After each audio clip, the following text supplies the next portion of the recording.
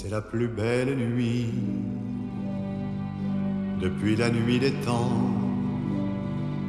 C'est la nuit de Noël. L'histoire du Père Noël, on peut penser qu'elle ne date que du 19e siècle, mais en réalité, elle est beaucoup plus ancienne.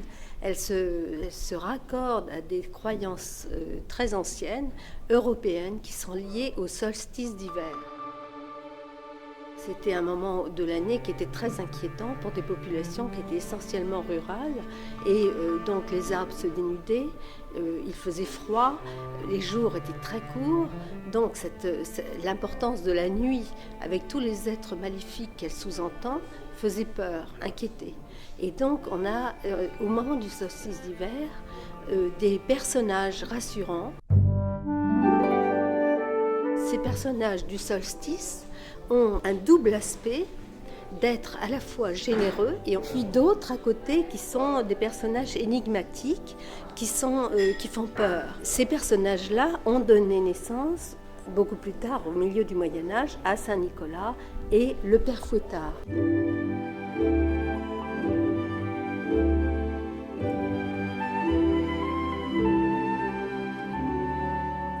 Il est né le divin enfant, joué au bois. Quand Saint-Nicolas a été exporté aux États-Unis, alors là, il a pris un tout autre aspect. C'est devenu un petit bonhomme rondouillard, gentil, qui avait pris la taille des lutins d'Europe du Nord, c'est-à-dire qu'il était tout petit, donc capable de descendre dans les cheminées. Et puis, après, il y a eu cette campagne de Coca-Cola en 1930 qui a été importante, parce que Coca-Cola, bon, ce sont des boissons fraîches, n'est-ce pas? Et dans l'hémisphère nord, il fait froid, donc on n'en boit pas. Mais par contre, ils ont exporté l'image du Père Noël dans l'hémisphère sud avec leur campagne de publicité qui était partie d'Atlanta. Et à ce moment-là, le Père Noël a gagné sa taille humaine. Son image s'est fixée à partir de ce moment. Oh, quand j'entends chanter Noël, j'aime revoir mes joies d'enfant.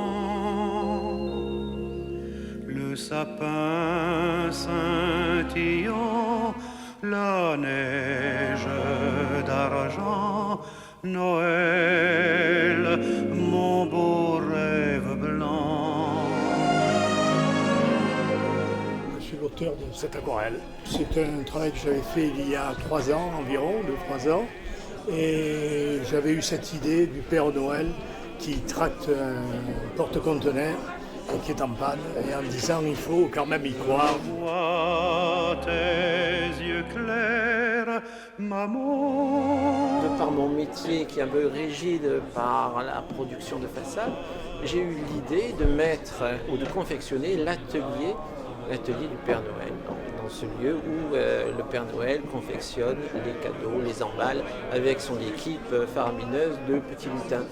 Et là, j'avais pensé à ce genre d'architecture des années 20-30 parce que c'est l'ouverture de grandes baies vitrées, ce qui m'arrangeait pour introduire un peu un œil un peu de curieux sur l'atelier du Père Noël.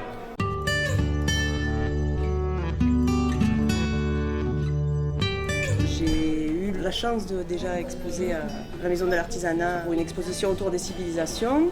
Et je suis repartie à l'aventure avec le Père Noël à la demande de Madame Graindorge. Ça a été une aventure extraordinaire. Ça m'a complètement replongée dans un monde imaginaire et féerique. Et donc je me suis vraiment éclatée à réaliser ces Pères Noël en raku en particulier. Et puis aussi à haute température en céramique.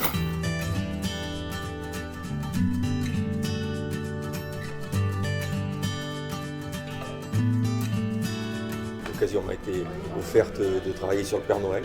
Et quand on voit ma peinture, qui est une peinture un petit peu positive, joyeuse, Père Noël, j'ai pas hésité une seconde, bien entendu, oui, j'étais présent.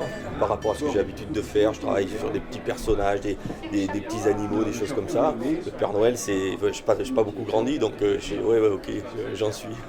Petit papa Noël, quand tu descendras du ciel avec des jouets par milliers, mon petit soulier. Mais avant de On partir, m'a demandé de faire un Père Noël, je l'ai fait arriver en sardine à Marseille, parce qu'en fait les rennes dépriment quand ils arrivent dans le sud comme ça, ils ne supportent pas le sud. Donc le Père Noël peut me dire merci. à cause de moi,